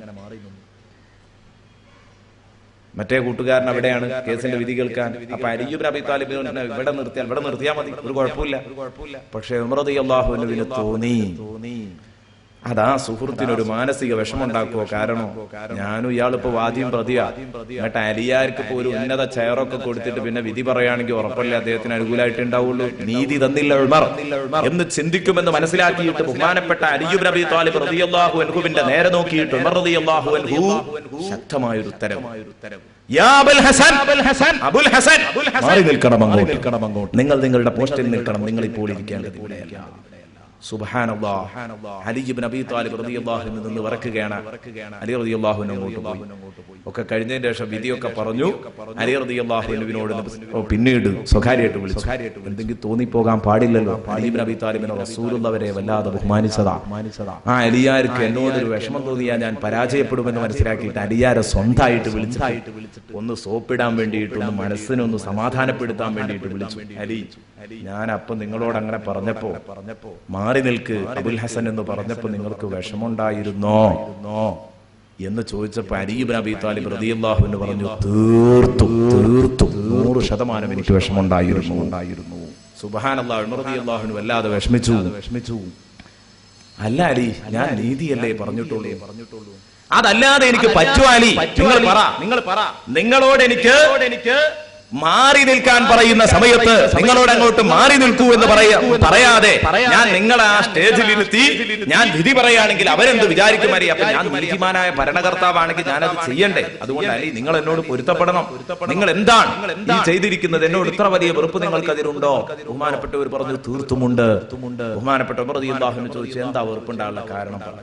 കാരണം ഞാൻ നീതിയെ ചെയ്തിട്ടുള്ള എന്റെ വിശ്വാസപ്രകാരം. അപ്പൊ അലി ഇബ്നു അബീ ത്വാലിബ് റളിയല്ലാഹു അൻഹു പറഞ്ഞത്, നിങ്ങൾ നീതി ചെയ്തില്ല, അതുകൊണ്ടാണ് എനിക്ക് നിങ്ങൾ നീതിയല്ല ചെയ്തത്, അതുകൊണ്ടായിരിക്കും വെറുപ്പ്. ഞാൻ അങ്ങനെ അറിയാതെ സാധാരണ വരുമ്പോലെ വന്ന് നിന്നു. അപ്പൊ നിങ്ങൾ എന്നോട് പറഞ്ഞത് എന്താ? യാ അബുൽ ഹസൻ, അബുൽ ഹസൻ, അവിടെ പോയി നിൽക്കുന്ന പറഞ്ഞത്. നിങ്ങൾ ആ സമയത്ത് തന്നെ അബുൽ ഹസൻ എന്ന് വിളിച്ചത് എനിക്ക് തീരെ ഇഷ്ടപ്പെട്ടില്ല. നിങ്ങൾ എന്നെ വിളിക്കേണ്ടത് എന്റെ പച്ച പേരായിരുന്നു അലി, മാറങ്ങോട്ട് എന്നാ പറയേണ്ടത്. നിങ്ങൾ എനിക്ക് നീതി തന്നില്ല. നിങ്ങൾ എന്റെ ഓമന പേര് വിളിച്ചത് തീരെ നീതിയായില്ല. എന്നെ ബഹുമാനിക്കേണ്ട സ്ഥാനമായിരുന്നില്ല. എനിക്ക് അതിലാ വെറുപ്പ്. അല്ല നിങ്ങൾ എന്നോട് പറഞ്ഞതിനല്ല. നിങ്ങൾ എന്തിനാ എന്നെ ആദരിച്ചത് എന്നുള്ളതിലായിരിക്കും വിഷമം. നോക്കൂ നിങ്ങൾ, അലി ഇബ്നു അബീ ത്വാലിബ് റളിയല്ലാഹു അൻഹുവിന്റെ നീതിയാണത്. ബഹുമാനപ്പെട്ട ഉമർ ഇബ്നു ഖത്താബ് റളിയല്ലാഹു അൻഹുവിന്റെ നീതിയാണത്. ഇവരൊക്കെ നിയമം നടത്തിയിരുന്ന രൂപം കണ്ടില്ലേ? ഇവരാണ് സാബിഖീൻ. അല്ലാഹുവിന്റെ റസൂൽ സ്വല്ലല്ലാഹു അലൈഹി വസല്ലം പറയുന്നു, ബഹുമാനപ്പെട്ട ഉസ്മാൻ ഇബ്നു അബീ സൗദ റളിയല്ലാഹു അൻഹു, ഉസ്മാൻ ഇബ്നു അഫ്ഫാൻ അല്ല, ഉസ്മാൻ ഇബ്നു അബീ സൗദ റളിയല്ലാഹു അൻഹു, അദ്ദേഹം ഒരിക്കൽ ഈ ആയത്ത് ഇങ്ങനെ ഓതി സൂറത്തുൽ വാഖിയയിൽ, വസ്സാബിഖൂന സാബിഖൂൻ. ഇവിടെ നന്മയുടെ പക്ഷത്ത് മുന്നിലുള്ളവർ നാളെ സ്വർഗ്ഗത്തിലും മുന്നിലാണ്. ഉലൈകൽ മുഖറബൂൻ, അവർ അല്ലാഹുവിന്റെ സാമീപ്യം നേടിയവരാണ് എന്ന ഈ ആയത്ത് ഇങ്ങനെ ഓതുമ്പോൾ അദ്ദേഹം ചോദിച്ചു, അവരാരാ നിങ്ങൾക്ക് അറിയുമോ? അദ്ദേഹം ഇങ്ങനെ ഓതുകയാണ്. അപ്പൊ അതിന്റെ തഫ്സീറും കൂടെ പഠിപ്പിക്കുകയാണ്. അവരാരാ നിങ്ങൾക്ക് അറിയോന്ന് വെച്ചു സഹാബത്തിനോട്, കൂട്ടുകാരോട്. എല്ലാരും പറഞ്ഞു അറിയൂല. ആരാ? നിങ്ങൾ പറ. അപ്പൊ ബഹുമാനപ്പെട്ടവർ പറഞ്ഞു കൊടുത്തു, അവ്വലുഹും റവാഹൻ ഇലൽ മസ്ജിദ്, പള്ളിക്ക് ആദ്യം പോകുന്നവർ. ജുമാഅക്ക് ഉണ്ടാകും, ഇമാമിന്റെ 2 ഖുത്ബയും കഴിഞ്ഞ് ദുആയും കൂടെ കഴിഞ്ഞിട്ട് കയറി വരുന്നവർ. ഓൽക്ക് ഇത് കിട്ടൂല. പള്ളിയിൽ ആദ്യമായി എത്തുന്നവർ, പള്ളിയിലേക്ക് ഒന്നാം സഫിൽ എത്തുന്നവർ, പള്ളിയിലേക്ക് ആദ്യമായി പുറപ്പെടുന്നവർ. അവ്വലുഹും റവാഹൻ, ആദ്യമായി പുറപ്പെടുന്നവരിൽ മസ്ജിദി, പള്ളിയിലേക്ക്, അവരാണ് സാബിഖീങ്ങൾ. കാരണം അതൊരു ഖൈറാണ്. ഖൈറിലേക്ക് മുന്നേറുന്നവർ അത് എല്ലാ വിഷയത്തിലും പെടും. എന്നിട്ട് പറഞ്ഞു, അവ്വലുഹും ഖുറൂജൻ ഫീ സബീലില്ലാഹ്, അല്ലാഹുവിന്റെ മാർഗ്ഗത്തിൽ സമരം ചെയ്യാൻ ആദ്യം പുറപ്പെടുന്നവർ, പള്ളിയിലേക്ക് ആദ്യം പോകുന്നവർ. അപ്പൊ സമരമുറ്റത്ത് ഒന്നാം സഫിലുള്ളവർ അവർ സാബിഖീങ്ങളാ. പള്ളി ഒന്നാം സഫിൽ കാണുന്നവർ സാബിഖീങ്ങളാ. ഇത്തരം പരിപാടിയിൽ ഒന്നാം സഫിൽ കാണുന്നവർ സാബിഖീങ്ങളാണ്. ഒരിക്കലും പിന്നോട്ട് മാറരുത്. നല്ല പരിപാടികളിലൊക്കെ നാം മുന്നോട്ട് വരണം. പക്ഷേ നമുക്കെന്തോ നന്മയോടൊക്കെ ഒരു അറപ്പാണ്, നമുക്കൊക്കെ നന്മയോടൊരു വെറുപ്പാണ്. അങ്ങനെ കുറെ അഭിപ്രായങ്ങൾ ഇങ്ങനെ എടുത്തുദ്ധരിച്ചതിന്റെ ശേഷം ബഹുമാനപ്പെട്ട ഇബ്നു കസീർ റഹ്മത്തുള്ളാഹി അലൈഹി പറയുന്ന, വഹാദിഹിൽ അഖ്വാലു കുല്ലുഹാ സ്വഹീഹ, ഈ പറഞ്ഞതൊക്കെ ശരിയാണ്. ഇതൊക്കെ സാബിഖീൻ എന്ന് പറഞ്ഞതിന്റെ, വസാബിഖൂൻ എന്ന് പറഞ്ഞതിന്റെ തഫ്സീറാണ്. കാരണം എന്താ? ഫഇന്നൽ മുറാദ ബിസ്സാബിഖീൻ, കാരണം അല്ലാഹു സാബിഖീൻ എന്നതുകൊണ്ട് ഉദ്ദേശിക്കുന്നത് ഹുമുൽ മുബാദിറൂന ഇലാ ഫിഇലിൽ ഖൈറാത്ത്, നന്മ ചെയ്യുന്നതിലേക്ക് മുന്നേറുന്നവരെന്നാണ് അതുകൊണ്ട് ഉദ്ദേശിക്കുന്നത്. അല്ലാഹു പറഞ്ഞില്ലേ, സാരിയൂ ഇലാ മഗ്ഫിറത്തിൻ മിർ റബ്ബിക്കും വജന്നത്തിൻ അർദുഹസ് സമാവാതു വൽ അർദു, ആകാശഭൂമികളുടെ വിശാലതയുള്ള സ്വർഗ്ഗത്തിലേക്കും അല്ലാഹുവിന്റെ ഭാഗത്തു നിന്നുള്ള പാപമോചനത്തിലേക്കും നിങ്ങൾ ഉളരുക. ആലു ഇംറാൻ 133. മറ്റൊരു സ്ഥലത്ത് സൂറത്തുൽ ഹദീദിന്റെ 22-ാം വചനത്തിൽ അല്ലാഹു പറഞ്ഞു, സാബിഖൂ ഇലാ മഗ്ഫിറത്തിൻ മിൻ റബ്ബിക്കും വജന്നത്തിൻ അർദുഹാ കഅർദിസ് സമാഇ വൽ അർദ്. ഇതേ ആശയം, നിങ്ങളുടെ റബ്ബിൽ നിന്നുള്ള പാപമോചനത്തിലേക്കും തന്നെ ആകാശഭൂമികളുടെ വിശാലതയുള്ള സ്വർഗ്ഗത്തിലേക്കും നിങ്ങൾ ഉളരുക എന്ന് പറഞ്ഞാൽ, ഈ പറഞ്ഞതിന്റെ അർത്ഥം എന്താ? ചെയ്തു പോയ പാപങ്ങളൊക്കെ പൊറുപ്പിക്കാൻ നോക്ക്, പരമാവധി ഖൈറായ കാര്യങ്ങൾ, സൽക്കർമ്മങ്ങൾ ചെയ്യാൻ നോക്ക്. ആരാ പറയുന്നത്? അല്ലാഹു സുബ്ഹാനഹു വ തആല. എന്റെ പ്രിയപ്പെട്ട കൂട്ടുകാരെ, ഞാനും നിങ്ങളും എവിടെ നിൽക്കുന്നു? ദാ മഗ്ഫിറത്തിന്റെ 10 കയ്യാൻ, മഗ്ഫിറത്തിന്റെ 10 കയ്യാൻ. ഇന്നും കൂടെ അവസരമുള്ളൂ, നാളെയും കൂടെ അവസരം. അതോടുകൂടി കഴിഞ്ഞു. ആരൊക്കെ അവരുടെ പാപങ്ങൾ പൊറുപ്പിച്ചു? അല്ലാഹു പാപം പൊറുപ്പിക്കാൻ തന്ന അവസരമായിരുന്നു. ശരിക്കും മനസ്സിൽ തട്ടി ചിന്തിക്കണം. ഞാൻ ഈ 10 10,000 വട്ടം തന്നെയെങ്കിലും അല്ലാഹുമ്മ ഗ്ഫിർലി ദുനൂബി യാ റബ്ബൽ ആലമീൻ എന്ന് പറഞ്ഞോ. അതാ മഗ്ഫിറത്തിലേക്ക് മുന്നോട്ട് വരണം. നല്ല കാര്യമാണ് അല്ലാഹുവിനോട് ഇസ്തിഗ്ഫാർ ചെയ്യുന്നത്, കഴിഞ്ഞു പോയ പാപങ്ങൾ പൊറുക്കാൻ ആവശ്യപ്പെടുന്നത്. അതുകൊണ്ട് എന്തായാലും ഈ വേദിയിൽ ഇത്രയും ആളുകൾ ഒരുമിച്ചിരുന്ന് ഒരേ സ്വരത്തിൽ ചൊല്ലിയാൽ അല്ലാഹു പൊരുത്തപ്പെടുമല്ലോ. ഒരു 3 വട്ടം നമുക്ക് ചൊല്ലാം. അല്ലാഹുമ്മ ഗ്ഫിർലി ദുനൂബി യാ റബ്ബൽ ആലമീൻ, അല്ലാഹുമ്മ ഗ്ഫിർലി ദുനൂബി യാ റബ്ബൽ ആലമീൻ, അല്ലാഹുമ്മ ഗ്ഫിർലി ദുനൂബി യാ റബ്ബൽ ആലമീൻ. പടച്ചവനെ, ഞാൻ ചെയ്തു പോയ പാപങ്ങൾ എന്നോട് നീ പൊറുക്കണേ തമ്പുരാനെ. എത്ര വലിയ അർത്ഥമുള്ള വാക്ക്. ഇത് പറഞ്ഞ് നിങ്ങൾക്ക് നിങ്ങളുടെ പാപമൊക്കെ പൊറുപ്പിക്കാനുള്ള അവസരം രണ്ടാമത്തിലുണ്ട് എന്നാ റസൂലുള്ളാഹി പഠിപ്പിച്ചത്. പക്ഷേ നമ്മളത് ശ്രദ്ധിച്ചില്ല, നമ്മളത് നഷ്ടപ്പെടുത്തി കളഞ്ഞു, നമ്മൾ ആ ഭാഗത്തേക്ക് തീരെ ശ്രദ്ധിച്ചില്ല പ്രിയപ്പെട്ട കൂട്ടുകാരെ. അതുകൊണ്ടാ പറഞ്ഞത് മുൻഗാമികള് അവർ ഈ വിഷയത്തിലൊക്കെ നന്മയുടെ വിഷയത്തിൽ എപ്പോഴും ഒന്നാം സഫിൽ കാണപ്പെടാൻ കാരണം അവരിങ്ങനെ ബാഖിയാത്തു സാലിഹാത്ത് എവിടെ ഉണ്ടോ അത് കിട്ടുമോ എന്ന് അന്വേഷിച്ചുകൊണ്ട് ഇങ്ങനെ നടക്കുകയായിരുന്നു. നമുക്ക് കുറച്ച് സാബിഖ്യങ്ങളെ പരിചയപ്പെടണം, അപ്പോഴേ നമുക്ക് ഈ വിഷയം ശരിക്കും തലേ കയറും. കുറച്ച് സാബിഖ്യങ്ങളെ നമുക്ക് പരിചയപ്പെട്ടാൽ അൽഹംദുലില്ലാഹ് ഈ വിഷയം തലേ കയറും. ആദ്യമായിട്ട് എനിക്ക് പറയാനുള്ളത് ഒരു പ്രഥമമായ സാബിത്തിനെ പറയാൻ നിങ്ങളോട് പറഞ്ഞാൽ നിങ്ങളൊക്കെ അഭിപ്രായം പറയും. ഒന്നാമത്തെ സാബിക്കിനെ നമ്പർ 1 സാബിത്ത്, നമ്പർ 1 മുഖറബ്. അദ്ദേഹത്തിന്റെ പേര് പറയാന്ന് പറഞ്ഞാൽ ബഹുമാനപ്പെട്ട സിദ്ദീഖുൽ അക്ബർ. അദ്ദേഹത്തിന്റെ പിന്നിലെ മഹാനവറുകളുടെ പിന്നിലെ ലോകത്തുള്ള എല്ലാവരുമുള്ളൂ. ബഹുമാനപ്പെട്ടവരുടെ പിന്നിലേ ഉള്ളൂ ബഹുമാനപ്പെട്ട അബൂബക്കറിന് സിദ്ദീഖ് റളിയല്ലാഹു അൻഹുവിനെ തോൽപ്പിക്കാൻ ലോകത്തൊരാൾക്കും കഴിയില്ല. നേരത്തെ ഞാൻ പറഞ്ഞു ഉമർ ഇബ്നുൽ ഖത്താബിന് സാധിക്കുമോ? ഇല്ല. ഉമർ ഇബ്നുൽ ഖത്താബ് വലിയ മഹാനാണ്, പക്ഷേ സിദ്ദീഖുൽ അക്ബറിനെ തോൽപ്പിക്കാൻ കഴിയില്ല. ഒരു ദിവസം അങ്ങനെ നിയ്യത്ത് വെച്ചില്ലേ ബഹുമാനപ്പെട്ട ഉമർ റളിയല്ലാഹു അൻഹു? അത് പറ്റും ചെയ്യുമല്ലോ. നബി സല്ലല്ലാഹു അലൈഹി വസല്ലമ തങ്ങൾ പറഞ്ഞു ഒരു വിഭാഗം ഏതോ ഒരു കോളനിക്കാർ റസൂലുള്ളാഹിന്റെ അടുത്ത് വിശന്ന് വലഞ്ഞ് കയറി വന്നപ്പോൾ റസൂലുള്ളാഹി സ്വല്ലല്ലാഹു അലൈഹി വസല്ലം പറഞ്ഞു, നിങ്ങളൊന്ന് പോയിട്ട് വീട്ടിൽ എന്താ ഉള്ളതെങ്കിൽ കൊണ്ടുപോയി സാധുക്ക് കൊടുക്കാനാ. റസൂലുള്ളാഹി തങ്ങൾ പറഞ്ഞു എല്ലാവരും ഇറങ്ങിപ്പോകുന്ന സമയത്ത് ഉസ്മാൻ റളിയല്ലാഹു ഉമർ റളിയല്ലാഹു അൻഹു മനസ്സിലൊരു നിയ്യത്ത് വെച്ചു, എന്ന് നോക്കിയാലും നന്മയുടെ വിഷയത്തിൽ എനിക്ക് ഉമർ ഇബ്നുൽ സിദ്ദീഖിനെ പരാജയപ്പെടുത്താൻ ഇന്നുവരെ കഴിഞ്ഞിട്ടില്ല. എന്നാൽ ഇന്ന് ഉമർ അവസരം നേടും. ഇന്ന് ഉമർ അവസരം നേടും. അതെന്താ? സിദ്ദീഖ് റളിയല്ലാഹുവിനെ തോൽപ്പിക്കാനല്ല, എനിക്ക് സിദ്ദീഖിനേക്കാൾ ഉഷാറാകണമെന്ന് കരുതി. അത് പറ്റുമല്ലോ. ഹസദ് 2 കാര്യത്തിലേ അനുവദിക്കുള്ളൂ. ഒന്ന്, ഒരു വലിയ പണ്ഡിതനെ കാണുമ്പോൾ അയാളെക്കാൾ എനിക്ക് ഇൽമുണ്ടാവണം എന്ന്, അല്ലാതെ അയാളെ ഇൽമൊക്കെ പോവട്ടെ എന്നല്ല, അയാളെക്കാൾ എനിക്ക് ഇൽമുണ്ടാവണം. അതുപോലെ തന്നെ നല്ല സ്വതക്ക ചെയ്യുന്ന ഒരു മുതലാളിയെ കാണുമ്പോൾ എന്താ എനിക്കും അല്ലാഹു കുറെ റഹ്മത്ത് തന്നിട്ടില്ലേ, ഞാനും കൊടുക്കട്ടെ, അയാളെക്കാൾ വലിയ ധർമ്മിഷ്ഠൻ ഞാനാകും. ഈ 2 കാര്യത്തിൽ മാത്രമേ ഹസദുള്ളൂ. നബിതങ്ങൾ പറഞ്ഞു ലാ ഹസദ ഇല്ലാ ഫിത്നതൈൻ, 2 കാര്യത്തിലല്ലാതെ ഹസദില്ല. ആ 2 കാര്യത്തിലേ അസൂയുള്ളൂ. പക്ഷെ ആ 2 കാര്യത്തിലും നമുക്ക് ലെവലേശ അസൂയ ഉണ്ടാവില്ല. അങ്ങനെ ഇത് 2 ആരെങ്കിലും ചെയ്യുന്നെങ്കിൽ ചെയ്ത മോനെ ഈ ഒരിക്കലും തോൽക്കൂല, ഈ മുന്നിൽ തന്നെ ആയിരിക്കും. കാരണം നമുക്ക് അങ്ങനെ അസൂയ ഉണ്ടാവില്ല. നമുക്ക് അസൂയയും കുശുമ്പും കിബറും ഇൻഷാല്ലാഹ് വരാൻ പോകുന്നുണ്ട്. ലാ യസ്മഊന ഫീഹാ മുത്തഖീന അലൈഹാ മുതഖാബിലീൻ. അവിടെ വെച്ച് ഇൻഷാല്ലാഹ് നമ്മുടെ കുശുമ്പിന്റെ ലോകം, കുശുമ്പില്ലാത്ത ലോകമാണ് സ്വർഗ്ഗം. കുശുമ്പില്ലാത്ത ലോകം സ്വർഗ്ഗം മാത്രമാണ്. അഹങ്കാരമില്ലാത്ത ലോകം, വെറുപ്പില്ലാത്ത മുറുമുറുപ്പില്ലാത്ത ലോകം, അത് നമുക്ക് സ്വർഗം മാത്രമേ കാണാൻ കഴിയുള്ളൂ. ലോകത്തത് കഴിയൂല. ഈ ലോകത്ത് വെച്ച് നമുക്കൊരിക്കലും അങ്ങനെ ഒന്നും കാണാനും അനുഭവിക്കാനും കഴിയില്ല എന്നതൊരു സത്യമാണ്. അപ്പോൾ ഞാൻ പറഞ്ഞു വന്നത് എന്റെ പ്രിയപ്പെട്ട കൂട്ടുകാരെ, ഇവിടെ ഉസ്മാൻ റളിയല്ലാഹു ഉമർ റളിയല്ലാഹു അൻഹു അങ്ങനെ ചെയ്യാം. റളിയല്ലാഹു അൻഹുവിന് അങ്ങനെ ആഗ്രഹിച്ചത് തെറ്റല്ല. അങ്ങനെ ഉമർ റളിയല്ലാഹു അൻഹു വീട്ടിൽ പോയി പരമാവധി വീട്ടിലുള്ള മുഴുവൻ വസ്തുവകകളും പിടിച്ചു പുറത്തിട്ടു. എന്നിട്ടൊക്കെ നേർപകുതിയാക്കി. പലക ഉണ്ടോ ആ പലക എടുത്തെടുത്തിട്ട് നേർപകുതിയാക്കി. എന്നിട്ട് എല്ലാം കൂടെ വലിയൊരു കെട്ടിലാക്കിയിട്ട് കൊണ്ടുവരികയാണ്. നേർപകുതി സാധനങ്ങളുണ്ട്. അതെല്ലാമായി റസൂലുള്ളാഹി സ്വല്ലല്ലാഹു അലൈഹി വസല്ലമ തങ്ങളുടെ പള്ളിയിൽ ഉമർ റളിയല്ലാഹു സന്തോഷത്തിൽ ആ സിദ്ദീഖ് റളിയല്ലാഹു കൊണ്ടുവന്നിട്ടുണ്ട്. അപ്പോഴേക്ക് സിദ്ദീഖ് റളിയല്ലാഹു കൊണ്ടുവന്നതുമായിട്ട് സിദ്ദീഖ് റളിയല്ലാഹു ഒരു ഭാഗത്തിരിക്കുന്നുണ്ട്. ഉമർ റളിയല്ലാഹു കൊണ്ടുവന്നതുമായിട്ട് നോക്കുമ്പോൾ ഒരുപാട് വ്യത്യാസമുണ്ട്. ഉമർ റളിയല്ലാഹുവിന്റെ നല്ല കനമുണ്ട്, നല്ല വലുപ്പമുണ്ട്. അപ്പൊ കുറെ സമാധാനം തോന്നി. ഇന്ന് എന്തായാലും എന്റെ ഉദ്ദേശം പൂർത്തിയായിട്ടുണ്ട്. ആ റാഹത്തിലാണ്. അങ്ങനെ റസൂലുള്ളാഹി ഓരോരുത്തരോടും വിചാരണ നടത്തുകയാണ്. അത് വാങ്ങുമ്പോൾ ഓരോരുത്തരോടും ഇങ്ങനെ വിചാരണ നടത്തുകയാണ്. ബഹുമാനപ്പെട്ട സിദ്ദീഖുൽ അക്ബർ ഉമർ റളിയല്ലാഹു അൻഹുവിനോട് ചോദിച്ചു, മാ അബ്ഖൈത ലി അഹ്ലിക യാ ഉമർ.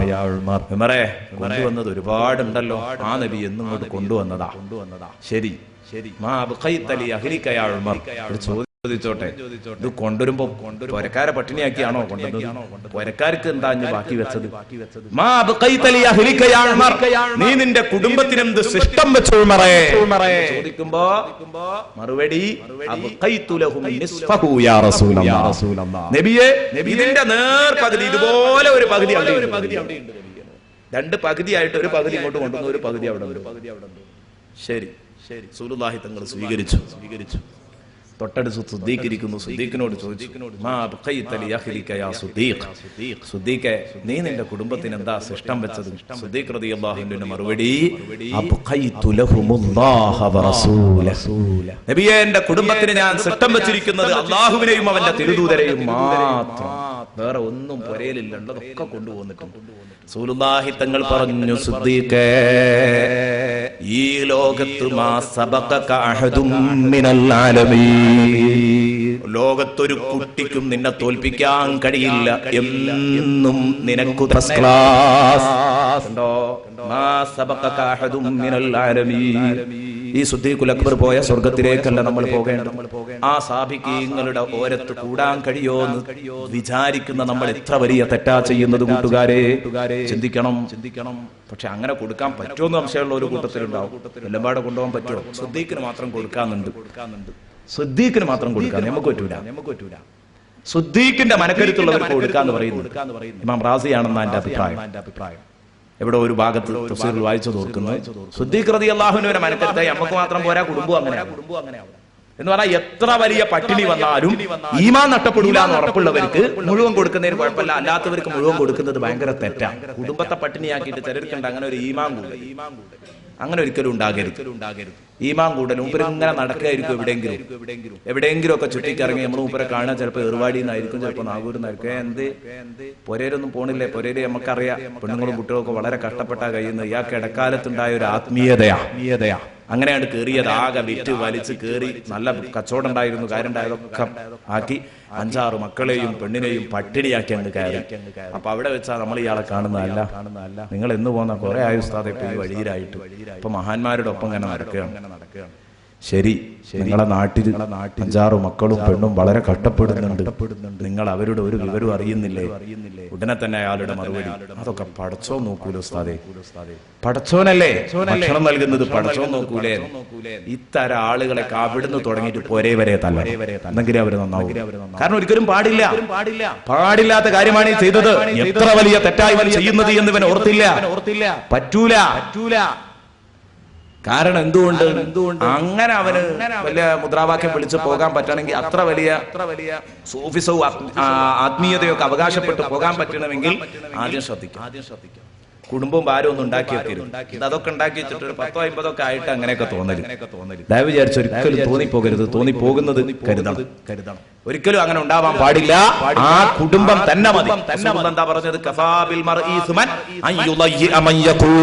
സ്വന്തം ഭാര്യ, സ്വന്തം മക്കൾ ചെലവ് കിട്ടാതെ പാഴായി പോയാൽ നരകത്തിൽ കടക്കാൻ മറ്റൊന്നും വേണ്ട. മുഹമ്മദുർ റസൂലുള്ളാഹി. എന്ത് ചെയ്തിട്ട് എന്ത് കാര്യം? ചെലവ് കൊടുക്കൽ നിർബന്ധമായവരെ പാഴാക്കി കളയൽ മതി. അതുകൊണ്ട് ഒരിക്കലും അത്തരം പരിപാടികളിലേക്ക് ആരും പോകരുത് എന്നും കൂടെ കൂട്ടത്തിൽ ഉണർത്തുന്നു. ഞാൻ പറഞ്ഞത് സിദ്ദീഖുൽ അക്ബർ റളിയല്ലാഹു അൻഹു എത്ര വലിയ പട്ടിണിയായാലും ഈമാൻ പണയം വെക്കൂല. ദാരിദ്ര്യത്തോട് റസൂലുള്ളാഹി വല്ലാതെ അഭയം തേടിയിട്ടുണ്ട്. കാരണം ഈമാൻ അടക്കം തെറിച്ചു പോകുന്ന കാര്യമാണ്. അതുപോലെ തന്നെ സിദ്ദീഖ് റളിയല്ലാഹു അൻഹുവിന്റെ കുടുംബത്തിനും യാതൊരു ചാഞ്ചാട്ടവും കുടുങ്ങിയില്ല. അപ്പൊ സിദ്ദീഖ് റളിയല്ലാഹു അൻഹു കൊടുക്കാം. അങ്ങനെ കൊടുക്കുന്നവർക്ക് അള്ളാഹു അവരുടെ അന്നറ്റം മുട്ടിക്കൂല. അതങ്ങനെ കൊണ്ടുപോകും, ഒരു വിഷമമില്ലാതെ മുന്നോട്ട് പോകും. അപ്പൊ ഏതാവട്ടെ, ഞാൻ പറഞ്ഞു വന്നത്, എന്റെ പ്രിയപ്പെട്ട സുഹൃത്തുക്കൾ ചിന്തിക്കുക. സാബിഖീങ്ങളുടെ ലിസ്റ്റിൽ സിദ്ദീഖ് റളിയല്ലാഹു അൻഹുവിനെ പരാജയപ്പെടുത്താൻ ആർക്കും പറ്റൂല എന്ന് പറയാനാണ് അത് പറഞ്ഞത്. സിദ്ദീഖ് റളിയല്ലാഹു അൻഹുവിനെ പരിചയപ്പെട്ടിട്ടില്ല. ഞാനൊരു ചെറിയ പരിചയപ്പെടുത്തൽ, സുബ്ഹാനല്ലാഹ്, അത് കേൾക്കുമ്പോഴേക്ക് നമുക്ക് അങ്ങേറ്റത്തെ സങ്കടം വരും. പടച്ചവനെ, എത്രയായിരുന്നു സിദ്ദീഖുൽ അക്ബറിന്റെ നന്മയോടുണ്ടായിരുന്ന പ്രതിബദ്ധത എന്ന് നമുക്ക് മനസ്സിലാകും. അല്ലാഹുവിന്റെ ഹബീബ് മുഹമ്മദ് മുസ്തഫ സല്ലല്ലാഹു അലൈഹി വസല്ലമ തങ്ങള് ഒരു ദിവസം കേട്ടോ, പെട്ടെന്നാണ്, അപ്രതീക്ഷിതമായിട്ടാണ് ഒരു ദിവസം റസൂലുള്ളാഹിയുടെ കടന്നു വന്നിട്ട് അബൂ ഹുറൈറ പറയാണ്, ഒരു ദിവസം സദസ്സിൽ ഇങ്ങനെ വന്നിട്ട് നിറഞ്ഞു നിൽക്കുന്ന സദസ്സ്, ഈ സദസ്സിലാണെന്ന് നിങ്ങൾ സങ്കല്പിച്ചോ, വിഷയം വേഗം തിരിയാൻ. എന്നിട്ട് നബി സല്ലല്ലാഹു അലൈഹി വസല്ലം ചോദിക്കുകയാണ്, ചില അപൂർവ നന്മകളുടെ കാര്യത്തിൽ ഇന്ന് ഈ കാര്യങ്ങളൊക്കെ ചെയ്തവരാരെങ്കിലും ഉണ്ടോ എന്ന് ചോദിച്ചപ്പോ അതിന് 100% മാർക്ക് കിട്ടിയ ഒരേ ഒരു മുഖറബ സദസ്സിലുണ്ടായിരുന്നത് ബഹുമാനപ്പെട്ട സിദ്ദീഖുൽ അക്ബർ റളിയല്ലാഹു അൻഹു. എന്തേ നബി സല്ലല്ലാഹു അലൈഹി വസല്ലം ചോദിച്ചത്? വന്നിട്ട് ആദ്യം തന്നെ അല്ലാഹുവിന്റെ ഹബീബ് ചോദിക്കാൻ, മൻ അസ്ബഹ മിൻകുമുൽ യൗമ സായിമാ, മൻ അസ്ബഹ മിൻകുമുൽ യൗമ സായിമാ, ഇന്ന് നിങ്ങളെ കൂട്ടത്തിൽ സുന്നത്ത് നോമ്പുള്ളവരാരെങ്കിലും ഉണ്ടോ? ഇന്ന് നോമ്പ് പറ്റവരാരെങ്കിലും ഉണ്ടോ? ഇന്ന് നേരം വെളുത്തപ്പോ നോമ്പുള്ളവരാരെങ്കിലും ഈ കൂട്ടത്തിലുണ്ടോ? സാസിനോട് ചോദിക്കാം. ഇതുപോലെ റമദാൻ മാസത്തിലാവില്ലല്ലോ ചോദിക്കണം. റമദാൻ മാസത്തിലാണെങ്കിൽ എല്ലാവരും കയ്യൊന്തിക്കൂലേ? ഒറ്റ കുട്ടി മുന്തിച്ചില്ല, സുദ്ദീഖ് മാത്രമാണ്. അപ്പൊ റമദാൻ മാസത്തിലാവൂല. എന്നാൽ അറഫാ നോമ്പിന്റെ അന്നാവോ? ആവൂല. നമ്മൾ ചിന്തിക്കേണ്ട വിഷയമാണത്. അയ്യാമുൽ ബീദിന്റെ അന്നാവോ? ആവൂല. കാരണം എന്താ? 13, 14, 15 ഒക്കെ അവർക്ക് നോമ്പായിരിക്കും. ഇത് മഹാന്മാര് സ്വഹാബത്തിനെ കുറിച്ച് നമ്മളെ ചർച്ച, അവലീങ്ങളെ കുറിച്ചാ ചർച്ച, സുല്ലത്തും മിനൽ അവ്വലീൻ.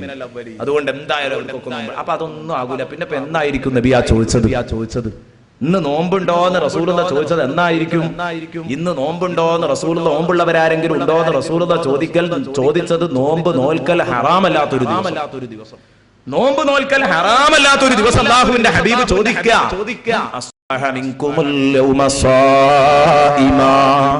ഇന്ന് നോമ്പുള്ളവരാരെങ്കിലും ഉണ്ടോ? ഒറ്റ കുട്ടി എഴുന്നേൽക്കുന്നില്ല. കാരണം സുന്നത്ത് നോമ്പൊന്നും ഇപ്പൊ എന്നും ഉണ്ടാവില്ലല്ലോ. അപൂർവ നന്മകൾ എന്ന് ഞാൻ പറയാൻ കാരണം ഈ പറഞ്ഞ 4 കാര്യം അപൂർവ നന്മകളായിരിക്കും. നിങ്ങൾക്ക് ഓരോന്നും ബോധ്യപ്പെടാൻ പോവാണ്. അപ്പൊ ഒരൊറ്റ കുട്ടിയും എഴുന്നേൽക്കുന്നില്ല. ഫഖാമ റളിയല്ലാഹു അൻഹു വഖാല അന യാ റസൂലല്ലാഹ്. സുദ്ദീഖ് റളിയല്ലാഹു അൻഹു എഴുന്നേറ്റ് നിന്നിട്ട് പറഞ്ഞു, അന യാ റസൂലല്ലാഹ്, നബിയേ ഈ പാവപ്പെട്ട സുദ്ദീഖിന് ഇന്ന് നോമ്പുണ്ട് നബിയേ. ശരി, ഞാൻ ഇന്ന് അപ്രതീക്ഷിതമായി ഞാൻ ചോദിച്ചപ്പോ നോമ്പുള്ളവരാരെങ്കിലും ഉണ്ടോ എന്ന് ചോദിച്ചപ്പോ ഇന്ന് സുന്നത്ത് നോമ്പുള്ളത് എന്റെ പ്രിയപ്പെട്ട സുദ്ദീഖിന് മാത്രമാണ്. എന്നാ പോവട്ടെ, ഞാൻ ഒരു കാര്യവും കൂടെ ചോദിക്കട്ടെ. ഇതൊരു പക്ഷേ അങ്ങനെ ഉണ്ടല്ലോ, നമ്മളും ചിലപ്പോൾ സംശയിച്ചേക്കാം. ഉസ്താദേ അതിപ്പോ അന്ന് സുദ്ദീഖ് റളിയല്ലാഹു അൻഹു ഭാഗ്യത്തിന് നോമ്പ് പോയിട്ടു, റസൂലുള്ളാഹി ചോദിച്ചും ചെയ്തു. അപ്പോൾ ഒത്തു വന്നതായിക്കൂടെ? ആവാൻ സാധ്യതയല്ല. കാരണം ഇതിന് ശേഷം വരുന്ന വിഷയങ്ങളും കൂടെ പഠിക്കണം. അപ്പോഴാവും മനസ്സിലാകുക. നമ്മൾ ഒരു ദിവസം അങ്ങനെയൊക്കെ സുന്നത്ത് നോമ്പ് പോറ്റൂടെ? അന്ന് ചോദിക്കുകയാണെങ്കിൽ നമ്മൾ ഭാഗ്യവാന്മാരല്ലേ? അല്ല. നബി തങ്ങൾ 4 കാര്യം ചോദിക്കുന്നു, 1, 2 അല്ല. ആ 4നും ആ സദസ്സിൽ ഒരൊറ്റ കുട്ടിയും മറുപടി പറഞ്ഞില്ല. മറുപടി പറഞ്ഞത് സുദ്ദീഖുൽ അക്ബർ റളിയല്ലാഹു അൻഹു മാത്രം. അവിടെയാണ് അത്ഭുതം. അങ്ങനെ നബി തങ്ങൾ അടുത്ത ചോദ്യം, ഫമൻ തബിഅ മിൻകുമുൽ യൗമ ജനാസ, ഇന്ന് നിങ്ങളെ കൂട്ടത്തിൽ ഒരു മയ്യത്തിന്റെ കൂടെ പോയവരാരെങ്കിലും ഉണ്ടോ? മയ്യത്തെടുത്ത് പള്ളിയിൽ കൊണ്ടുപോകുമ്പോ കൂടെ പോയി, മരണാനന്തര ക്രിയകളിലൊക്കെ പങ്കെടുത്തു, നിസ്കാരം കഴിഞ്ഞ് മറവും ചെയ്ത് അതാ വീട്ടിലേക്ക് തിരിച്ചു പോകുന്ന ആരെങ്കിലും നിങ്ങളെ കൂട്ടത്തിലുണ്ടോ? സഹാബ. ഒറ്റ കുട്ടിയും മിണ്ടുന്നില്ല. അബൂബക്കർ റളിയല്ലാഹു അൻഹു വിനീതനാണ്. പതുക്കെ എഴുന്നേറ്റിട്ട് പറഞ്ഞു, അന യാ റസൂലല്ലാഹ്, നബിയേ എന്താണാവോ നിങ്ങൾ ചോദിച്ചപ്പോ പാവപ്പെട്ട സുദ്ദീഖിന് ആ ഒരു അവസരവും കൂടെ കിട്ടിയിട്ടുണ്ട് നബിയേ. ഒരു ജനാസന്റെ കൂടെ പോകാൻ എനിക്ക് സാധിച്ചിട്ടുണ്ട്. നോക്ക് നിങ്ങൾ പറയുന്നത്, മയ്യത്തിന്റെ കൂടെ പോകാൻ സാധിച്ചിട്ടുണ്ട്. അത് കഴിഞ്ഞു റസൂലുള്ളാഹി സ്വല്ലല്ലാഹു അലൈഹി വസല്ലമ തങ്ങൾ ചോദിച്ചു, ശരി ഞാൻ 2 കാര്യം ചോദിച്ചപ്പോ എന്റെ കൂട്ടുകാരനാ മറുപടി പറഞ്ഞത്. മൂന്നാമത്തൊന്ന് ചോദിച്ചോട്ടെ, ഫമൻ അത്അമ മിൻകുമുൽ യൗമ മിസ്കീനാ, മക്കളെ ഇന്ന് നിങ്ങളെ കൂട്ടത്തിൽ ആരെങ്കിലും ഒരാൾ സാധുവിന് ഭക്ഷണം കൊടുക്കൽ വലിയ കൂലിയുള്ള കാര്യമാണ്. സാധുവിന് ഭക്ഷണം കൊടുക്കുക ഇത്ആമുൽ മസാകീൻ വലിയ കൂലിയുള്ള കാര്യമാണ്. ആരെങ്കിലും ഒരാൾ സാധുവിന് ഒരു 10 രൂപ കൊടുത്തവര്, ഒരു ഭക്ഷണം കഴിക്കാൻ സാധുവിന് ഭക്ഷണം കൊടുത്തവരാരെങ്കിലും, സാധുക്കളെ സഹായിച്ചോല ആരെങ്കിലും കൂട്ടത്തിലുണ്ടോ? ഒറ്റ കുട്ടിയും മിണ്ടുന്നില്ല. സുദ്ദീഖ് പതുക്കെ എഴുന്നേറ്റ് നിന്നു, നബിയേ അന യാ റസൂലല്ലാഹ്, പാവപ്പെട്ട സുദ്ദീഖിന് ആ ഒരു നന്മക്ക് കൂടെ ഇന്ന് തൗഫീഖ് കിട്ടിയിട്ടുണ്ട് നബിയേ. ഒരു സാധുവിന് എനിക്ക് ഭക്ഷണം കൊടുക്കാനും കഴിഞ്ഞിട്ടുണ്ട്. ഉടനെ തന്നെ അല്ലാഹുവിന്റെ റസൂൽ ചോദിച്ചു, എന്റെ കൂട്ടുകാരൻ എത്ര നല്ലവനാ. അടുത്ത ചോദ്യം നബി തങ്ങൾ ചോദിച്ചു, ഫമൻ ആദ മിൻകുമുൽ യൗമ മരീദാ, ഇന്ന് നിങ്ങളുടെ കൂട്ടത്തിൽ ഒരു രോഗിയെ രോഗസന്ദർശനം നടത്തിയവരാരെങ്കിലും ഉണ്ടോ? ഒരു രോഗിയുടെ അടുത്ത് പോയി വിവരം അറിഞ്ഞു വരിക വലിയ കൂലിയുള്ള കാര്യമാണല്ലോ. മുസ്ലിമീങ്ങൾ തമ്മിലുള്ള ബാധ്യതയിൽ ഒരു ബാധ്യതയാണ് ഇദാ മരിദ ഫഉദ്, അവൻ രോഗിയായാൽ നീ അവനെ സന്ദർശിക്കുക. അപ്പൊ ഇന്നൊരു രോഗസന്ദർശനം നടത്തിയവർ ആരെങ്കിലും കൂട്ടത്തിലുണ്ടോ? കുട്ടിയും എഴുന്നേൽക്കുന്നില്ല. ഫഖാമ റളിയല്ലാഹു അൻഹു വഖാൽ, സുദ്ദീഖ് റളിയല്ലാഹു അൻഹു എഴുന്നേറ്റ് നിന്നിട്ട് പറഞ്ഞു, അന യാ റസൂലല്ലാഹ്, ഉണ്ട് നബിയേ, ഉണ്ട് സാധുവായ ഞാനുണ്ട് നബിയേ. എനിക്കിന്ന് ഒരു രോഗിയെ സന്ദർശിക്കാനുള്ള തൗഫീഖും കൂടെ കിട്ടിയിട്ട്